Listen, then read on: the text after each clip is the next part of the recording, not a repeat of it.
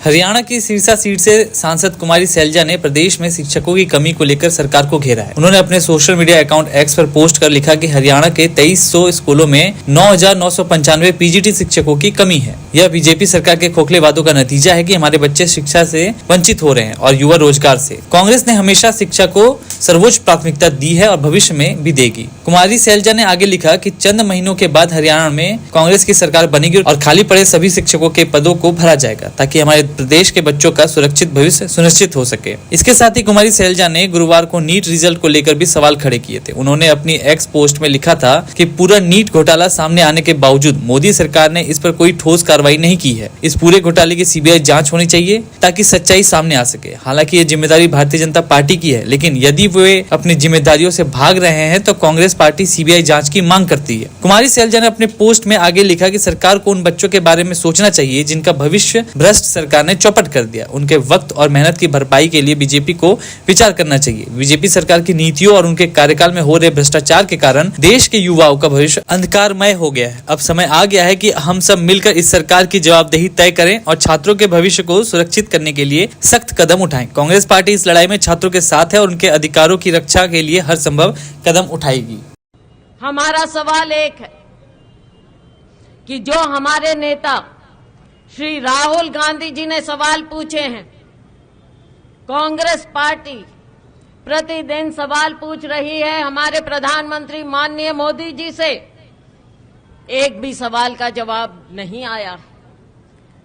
हमारे अध्यक्ष नेता प्रतिपक्ष माननीय खारगे जी ने राज्यसभा में सवाल उठाए, उन्होंने सवाल पूछे, एक भी सवाल का जवाब नहीं आया। उल्टा जो कहते हैं उल्टा चोर कोतवाल को डांटे, साथियों कहना नहीं चाहिए, लेकिन जिस प्रकार से हमारे नेताओं के वक्तव्यों को एक्सपंज किया गया संसद की कार्रवाई से, साथियों ये लोकतंत्र नहीं है। ये लोकतंत्र नहीं है, ये अघोषित इमरजेंसी देश में चल रही है। चाहे मीडिया हो, मीडिया की आवाज को दबाया जाता है, चाहे विपक्ष हो, विपक्ष की आवाज को दबाया जाता है। 36 बिरादरी कांग्रेस के साथ है, इनकी तरह नहीं है कि बंटवारा करो। 36 बिरादरी, लेकिन सबसे ज्यादा तंग इन्होंने किसको किया? किसानों को किया और गरीबों को किया। गरीबों को सबसे ज्यादा वोट भाजपा के खिलाफ किसानों ने दिया है और गरीबों ने दिया है, क्योंकि दोनों के साथ धोखा किया। और सरकार बनते ही मेरे किसान भाइयों, सरकार बनते ही फिर मजाक शुरू किया। कहते जी मोदी जी ने किसानों के लिए कितना काम कर दिया, उन्होंने बनते ही पहले ही फाइल साइन किया कि किसानों को किश्त दे दो। मुझे ये बताओ, जो आपका हक था, जो रोक रखा था, वो फाइल साइन मुख्यमंत्री कब करता है? वो तो अपने आप किश्तें मिलनी चाहिए, अपने आप मिलनी चाहिए, सरकारी पॉलिसी है। तो ये क्या दिखा रहे हैं? असली अगर किसान के हितैषी होते तो ये एमएसपी की बात करते कि हमारी सरकार बनी है, अब हम किसानों को एमएसपी का कानूनी दर्जा देंगे। क्यों नहीं कहा? क्योंकि हितैषी नहीं।